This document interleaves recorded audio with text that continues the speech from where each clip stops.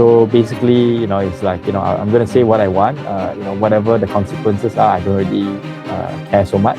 So, you memang are not going to expect to win it anyway. So, why want to sour a relationship even further for a battle that you can never win? I thought it was quite interesting that they chose the Sang Kanchil as their logo. Sort of like a mouse deer trying to fight the giants around them. It becomes even more clearer that the whole strategy now is not about winning at all, but rather it's about...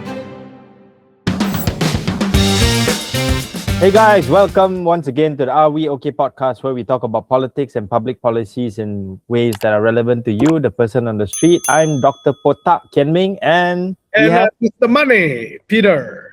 Hey Peter, how are you? Are you in Johor? Are you in KL? I heard you've been traveling a lot these days. Yes, I discovered a very interesting place called the Network School. So I've been there for about a month. Today I'm back here. Back here to attend some events and to finish some work as well. But I'll be traveling there quite often.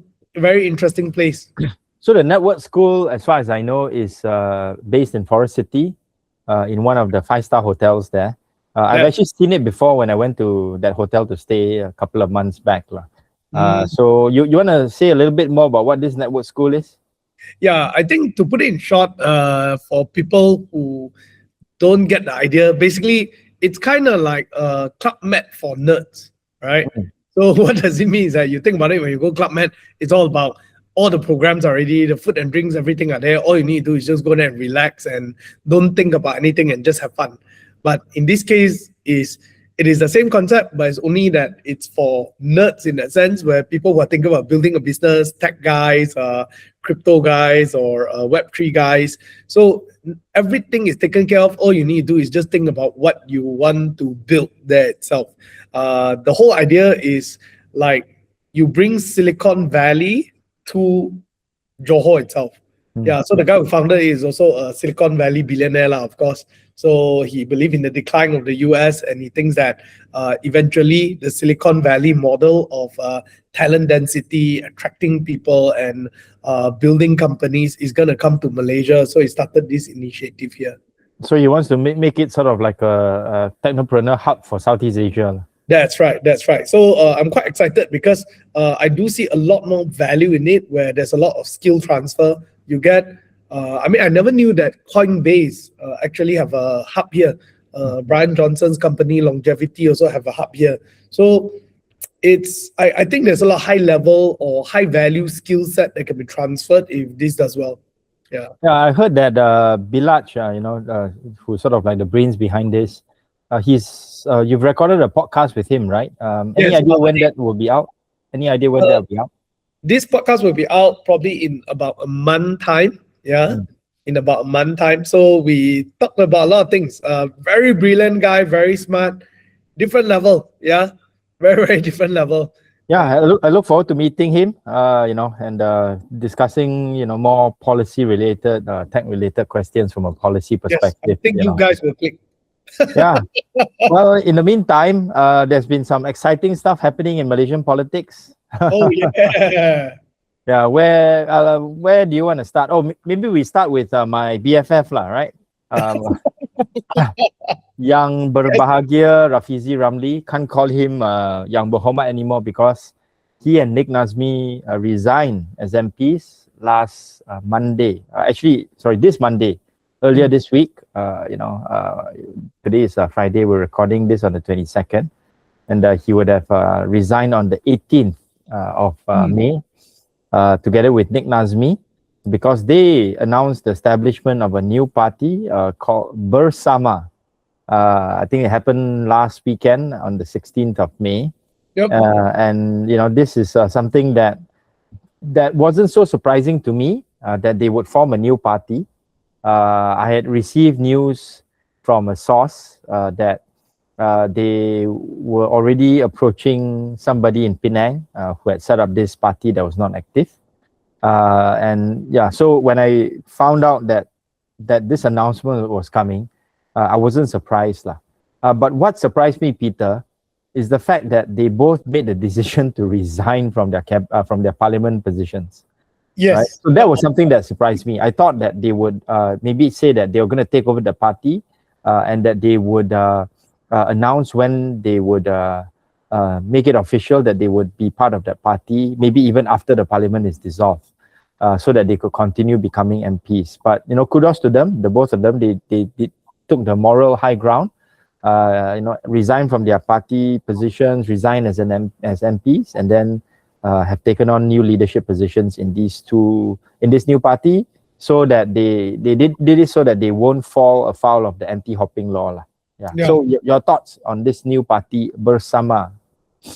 I think the first thing, kudos to them for resigning. I thought that was a very good move, where they stick by the principles that they've said. So no one got anything to say about that. But on the other hand, coming up with a new party at this kind of hour, I don't know. I don't really know what to think of it, because I think from the initial time itself, when he talked about him staying in PKR, everything all, to a certain extent, I think we can kind of see the writings on the wall, right? Yep. So although he kind of didn't quite admit, didn't quite deny as well, but dropping some breadcrumbs, but not too obvious. So I guess to a certain extent, as a political commentator at this point, I feel, okay, we saw it coming. So I do feel a little bit of that. But on the other hand, doing it right now, it is quite clear. It becomes even more clearer that the whole strategy now is not about winning at all, but rather it's about causing a lot more fragmentation. So it's kind of like how do I say the Chinese like to say the lam chu le cai sei. Yeah, which literally means you hug somebody and die together. yeah, you hug somebody and you jump down together, right? And that kind of feels like the move that he's making in terms of at a political calculations. Yeah. And I think to Rafizi and Nick's credit, especially Rafizi, they said that they are not there for the short term. That this is a party that they want to build over time, to keep the spirit of reformacy and reform. They also acknowledge that they're not going to be able to achieve the results they want to achieve in the next general election, but want to probably grow the base of the party over the next few election cycles, and even for them to pass down the reins to a younger generation of leaders. So I thought it was quite interesting that they chose the Sang Kancil as their logo, sort of like a mouse deer trying to fight the giants around them.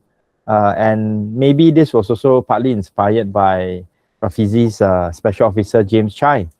I'm not sure whether you remember, he wrote this book called The Sang Kancil, The Mouse Deer, I think, if I'm not mistaken, talking about 10 stories of Malaysians who punch above their weight. So I think similarly, this is what Rafizi's party is trying to do, which is to punch above their weight. And what do you think? Do you think that this is actually a good move, or do you think that this is not the best move? I think it was a necessary move for Rafizi to take and for Nick to take as well, because they have been telegraphing this for a long time already. Initially they said they were going to make an announcement in June, but obviously, they think that the election cycle may happen sooner rather than later, and perhaps they didn't want to resign during the parliamentary sitting, which starts, I think, in the second half of June. And which I think would maybe distract from the parliamentary debate. Obviously, the cynical people may say, they resigned because they didn't want to give Anwar another 2 votes to support certain constitutional amendments. Right. But I think that's an issue that can be debated and discussed. But yeah, I think it's the right thing to do. I think the question now is how many other MPs will join them. The Ampang MP Rosia has come out to say although she was there to support, she says she'll serve out her full term. Wong Chen, MP for Subang, says that he would likely, if he does contest again in the next general election, he will likely choose Bersama. But he did not indicate that he was going to resign anytime soon. And in fact, the news today was that somehow his staff couldn't access his the UCAS, the ICU homepage. because that's the homepage that gives his staff the access to the constituency allocation application process and things like that. So Right. it means that he has been given this kind of special treatment to be chosen out of the allocation, even though he's still a PKR MP. Yeah. Yeah. So it's quite interesting to observe. I'm not sure whether the other MPs were there, the PG MP, Chen Chong, the Wang Semaju MP, the Balik Pula MP, as well as I think those are the three others, plus another 3 that were there, another 6. Not sure whether their constituency allocation page was also blocked or not. Right. Do you think that there'll be many MPs who will be leaving and joining Parti Bersama? I think as we approach the next general election, as it becomes clear that the general elections are going to be called this year rather than next, which is my prediction, I do think more and more PKR MPs, leaders, maybe even some aduns, more and more of them would resign from PKR and join Bersama. Whether or not that gives additional momentum to Bersama and takes away certain credibility from PKR, I think there will be some damage, but the extent of the damage can only fully be seen during the campaign time, I think. Yeah. So I mean, that was sort of like one of the important issues or happenings that took place last weekend. I think it shows us the signs that the general elections and the state elections are coming, and then we'll end today's session, today's podcast, going through the possible timeline for the state and general elections. But the next topic, Peter, that I want to talk to you about is about my good friend, fellow MP former MP who decided to retire, Tony Pua, the former Member of Parliament for Damansara or Petaling Jaya Utara.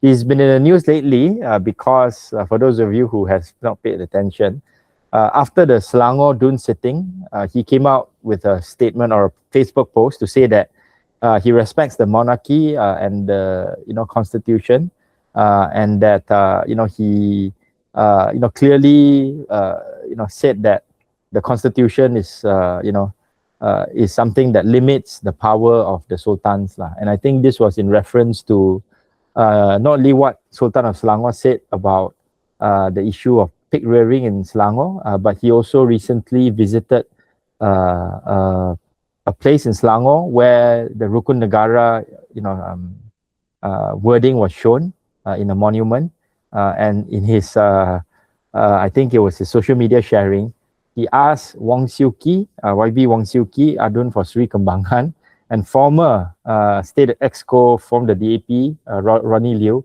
to go and visit that monument so that they can reflect on it more carefully. And this is in reflection of what they said with regards to the pig rearing issue in Selangor.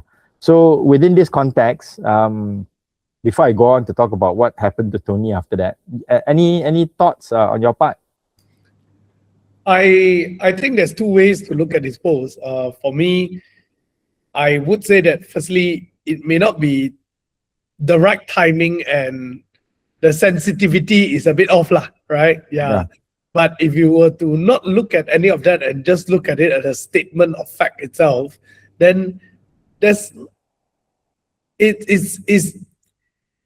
factually not in error. It's just that it is not in the right temperature of context at that point of time to put it out. And on top of that, Tony being Tony, he has always been the guy that everyone or many people who are using these cards, then he's on the watch list, literally. Yeah, correct. Whatever he say, right, it's going to be played to the extreme. So, I think may not be the wisest thing to do at that point of time. Yeah, I think, I agree with you in saying that what he says is, constitutionally speaking, legally speaking, not wrong.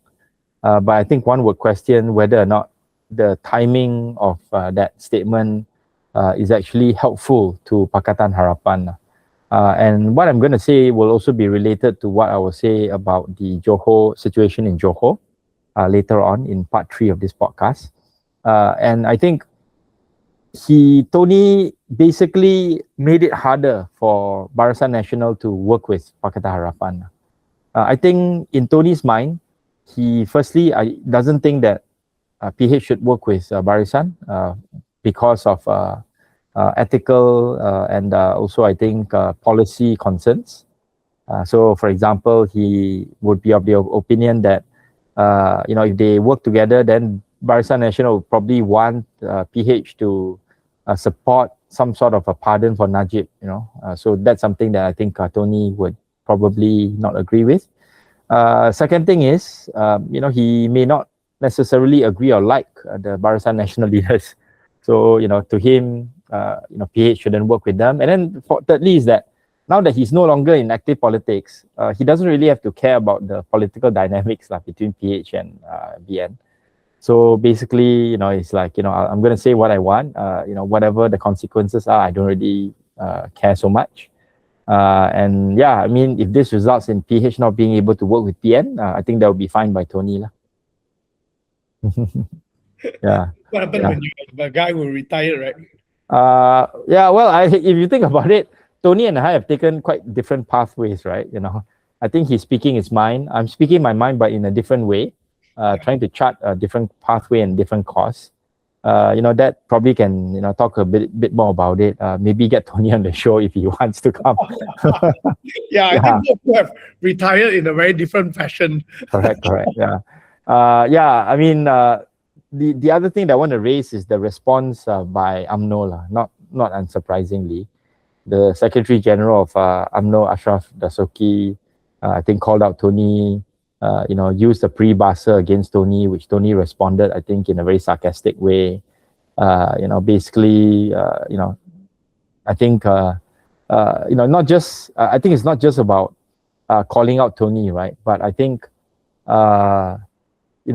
raising the issue of Tony and DAP not respecting the Sultan. I think same accusation will be levied against this Wong Siew Kee, I don't know, for Sri Kembangan, over what she said about the pig rearing. And I think that given that no DAP leader has come out to reprimand Tony, which I don't think anyone would dare to within the DAP, it also gives, rise to the, I think, the pressure not just on the part of UMNO to distance itself from the DAP, but probably on the part of some PKR leaders as well to try to distance themselves from what Tony has said, because they don't want to raise the temperature vis-a-vis the Sultan. And Amiruddin Shari, the MB of Selangor, have come out to say as much, to support the Sultan, because I think that's what he has to do. So, yeah, it's going to be tricky, I think, for BN and PH to work together. Can you share with us a little bit, like, why is it that for DAP members, almost no one will speak up on this matter? Because Tony. Because if, let's say, they come out and disagree with Tony, they will get a lot of backlash from their supporters. A lot of the non-Malays who support and agree with what Tony said. And elections time is coming, right? You don't want to be in a position where you are seen as a liability to the party, and you may even lose votes in your own constituency, where the non-Malays may already not be very supportive of the DAP. If you come out to sort of like attack Tony, it'll make things worse for you. So I think the best thing for many of the DAP leaders is to basically not say anything. Similarly to what when UOB said, we should celebrate because of Najib's failed appeal and stuff like that, there were no DAP leaders who came out to disagree with her, correct? Yeah. So, it's not exactly the same thing, but, from the perspective of political pressure, that's something that you should be wary and concerned about. And I just want to, let our viewers know that if everything goes right, we will have Nick Nazmi on our podcast in the next round. Right? Are you looking forward to that, Peter? Looking forward. Finally, we can ask him question directly. At least for me, for you, probably you're already in first contact. Yeah. He has WhatsApp, unlike Rafizi. Yeah, so that should be a very, I think, honest and open, discussion about his his decision-making process, about even his relationship with Rafizi, because they've been making the rounds lately. What is he going to do? Where is he going to contest? And his relationship with other PH leaders and so on and so forth. The second thing that we talked about was Tony Pua's Facebook post. Of course, we take note that he has been called up and went to the Shah Alam IPD to give a statement. I think there were more than 80 police reports that were made against him.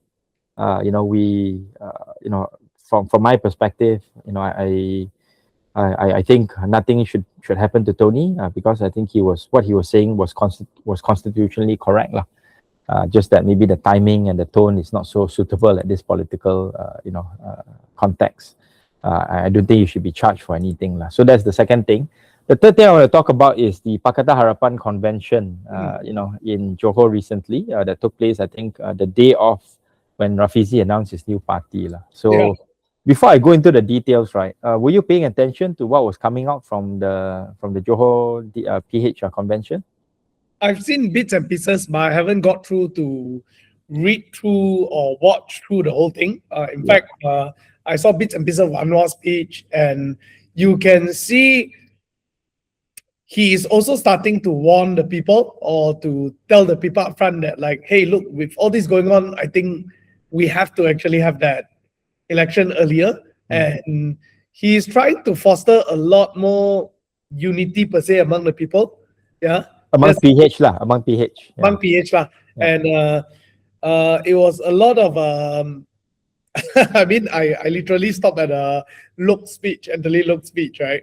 Where he was like, who else can do all this except Madani government? And he also, I think for Look's speech, it was also very interesting. He said DAP ialah parti yang akan memperkasakan dan mempertahankan bahasa Melayu, because he gave his speech and his slides in English, and he said that in BM, and he said that even the minister of education had some slides in English. So I thought that was quite interesting. But I think the larger point is that the tone of this convention was very, very much against the BN lah, right? And I think to a certain extent it's understandable because of what transpired in Negeri Sembilan, where it was clearly an opportunistic move by BN in Negeri to try to take away power from the Menteri Besar because there was a crisis in the palace involving the undangs lah, right? So so this was sort of like the response, and not only response to what happened in Negeri Sembilan, but also the declaration by On Hafiz, the MB of Johor, to say that BN will go it alone in the next state elections in Johor, which is not due until early next year, but likely people speculate is going to be held within the next 2 to 3 months. And we'll talk about the timeline in the final part of this podcast.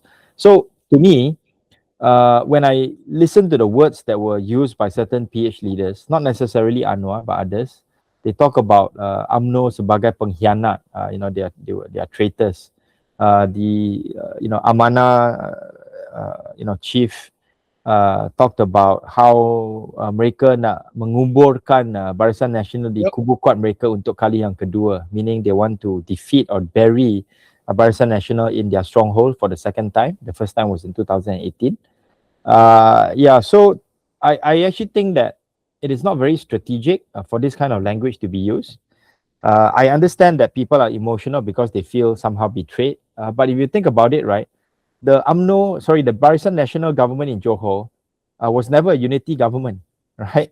There's no PH reps within the EXCO. They don't have any representation in the local councils, right? So it is a friendly kind of situation working together in Johor. But it is definitely not a unity government like what you have in the federal government, right? So to say that just because BN wants to go it alone is akin to betrayal, I think not quite right also. Then the other thing, more important from a strategic standpoint, right? If you use this kind of language, I think it will really sour even more the relationship between PH and BN. You notice that the PAS and Bersatu leaders mostly kept quiet, right? They didn't say that much about this, and It's not strategic because of this reason. It is very likely that in the next general election, again, there will be a hung parliament. The seat configuration may be different, but no one coalition will be able to win a majority of seats on its own. Yeah. Which means that if let's say PH wants to remain in government at the federal level, very likely they will need to have to work with BN and UMNO again, right? So when you use this kind of a language against somebody that you may have to reach out to work together in order to stay in federal government, right? What is the chances that these people will just forgive and forget and say, okay lah, tak apa, it's all water under the bridge. Kita sanggup kerjasama dengan PH selepas PRU ke-16. We'll work together with PH after the 16th general election. From your perspective, do you think that there will be bad blood? I think there will be bad blood, and what's worse is there's already bad blood. It's just gonna make the bad blood even more bad, right? Yeah, and my personal thought is that, like, you know, at this point, it is already quite clear that election is gonna come quite early, right? Likely it's gonna be right after Johor election, very soon, right? Yeah. And the truth is, like what you say, Johor is already well known. I mean, for me as a normal citizen going down to Johor itself, I can sense from many perspectives, actually at the state level, people do have a stronger support for UMNO or BN government. Yeah. At the federal level, I'm not sure, but whenever I have a conversation with normal people at the state level, they tend to have much more favorability towards the BN side, right? So you memang are not going to expect to win it anyway. So why want to sour a relationship even further for a battle that you can never win? So for me, it's not a very calculated move. And I feel personally it's maybe because in the morning itself, you know, Parti Bersama announced something and they just got even more emotional and they just double down on that, on like now it's us against the world kind of feeling, right? Yeah, but I thought that it's not necessary, because actually I do think that there is they may not be too in touch exactly with what is happening on ground lah. I mean, again, I'm an outsider to say this, but because I've conversed with a number of people, I do see that there's a difference in the opinion or the advice that's been surrounding them versus what other people are looking at. I think your instincts are correct. I share those sentiments. You know, the Johor Menteri Besar on Hafiz from UMNO is very popular. You know, even Chua Soi Lek, who former MCA leader who appeared on the Keluar Sekejap podcast, did talk about how he feels confident that BN would either repeat its performance in the 2022 state elections of 40 out of 56 seats, or my calculations that BN will probably win more. You know, maybe as many as 45 to 50 seats, right? And you know, my friends at DAP are very worried that, you know, low non-Malay voter turnout coupled with a drop in the non-Malay support for PH will result in them losing more seats. Currently, DAP has 10 seats. I think, you know, PKR has 2, Muda has, Amanah has 1, Muda has 1, and I think PAS has 2. So, you know, 16 out of 56. With BN having the other 40, with I think MC having 4 seats, MIC having 2 seats, and the rest belonging to UMNO. So BN clearly has the upper hand. And I think what was a bit, again, disappointing to me was the fact that, you know, all of the speeches being made at the Johor PH convention were all political in nature. There was very little, you know, talk or discussions on policy issues, on how, for example, the federal government has worked together with the state government to increase the level of FDI going into Johor, right? To you know, align on data center investment policy, on RE or renewable energy policy. You know, the kind of confidence that people have in Johor because the federal government came out with this Johor Singapore Special Economic Zone, put in money for the RTS, going to put in even more money for the 2 elevated ART rail transit, you know, projects. in southern Johor or Greater JB. So, if you had come up with that kind of narrative, at least to me, it shows that, hey, I'm really preparing for the fight and I'm bringing ammunition to the fight, right? Real ammunition on how I've done work to improve the lives and will continue to do work to improve the livelihood of Johorians, right? But when you go into this kind of convention and you start attacking UMNO, then it's a very negative agenda already. You're the defensive. You're not putting anything new out there to show that, look, even if, let's say, I want to win seats, I may not be able to win the government, but I want to aspire to be the state government. These are the policies and approach I will take in terms of improving the Johor economy, right? So, that I think was a big slip up on the part of PH. I'm not sure whether they can recover from that or not. It really depends on whether they can put the policy agenda back onto the table. But generally speaking, the leadership in PH is quite weak. I don't even think they have a Menteri Besar candidate. Yeah, so I don't think it bodes that well for Pakatan Harapan in Johor. Any final thoughts on Johor before we move up to the final segment and wrap up this short podcast? Nothing much on Johor. Yeah. Okay, then we move on to the last part, which is the tentative election timeline that I have in my mind. So I think by the time this podcast is released, we would have seen on Hafiz interview on Keluar Sekejap. I believe it was recorded, today is Friday. I believe it was recorded yesterday on Thursday. And I think he would have given an idea in terms of the timeline for the Johor State Assembly to be dissolved. I think it will be very soon. I think state elections can be probably around July this month, if maybe even end of June, and this will be during the time of the next parliamentary sitting. So another sort of like a challenge for Pakatan Harapan, especially Prime Minister Anwar, to have to handle things in Parliament and also have to campaign at the same time.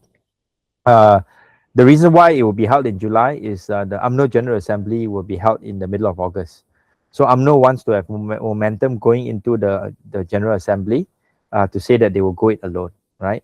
And after that, I think elections likely to be in the next couple of months. Anwar has indicated that he thinks maybe third quarter, at end of third quarter, early fourth quarter, maybe even after the budget, if let's say the budget, is allowed to go through in October. And I believe one of the reasons why BN, GPS, GRS also wants the elections to be held this year is that they do not want to be part of a government that will be increasingly unpopular, because the petrol prices were likely going to be increased in the next couple of months. And there may be other supply chain disruptions because of the continued crisis in the Middle East, in Iran. So we're looking at probably July, Johor state elections. Melaka may also try to dissolve around the same time. And then I think very soon the general elections will be held. And then the state elections in Terengganu, Kelantan, Kedah, Penang, Selangor, as well as Negeri Sembilan, together with the other states, will likely be held concurrently as well. So in the next 6 months, a lot of exciting things to look forward to. Oh yeah, man. Yeah, I think we have already played out quite a few scenarios over many discussion, right? Yeah. And really think that things is gonna turn up a notch in the next few months. Yeah, so I think the next couple of months will be quite busy for us. We'll probably get more guests to come on our show from different political parties. And if let's say Johor is happening in July, I think it'll be a good opportunity for us to take our crew down to Johor to, interview some of the candidates there, right? That'd be great. Yeah, We should okay. do that. Yeah, so it's short podcast, but I think important issues that were covered. If there's nothing else, Peter, we'll come back again for our next podcast on the Are We Okay show with a special guest. Hopefully, Nick Nazmi will be here to join us. All right. All right. All right. Good night, guys. See you. Bye bye. Good night, guys. See you. Bye.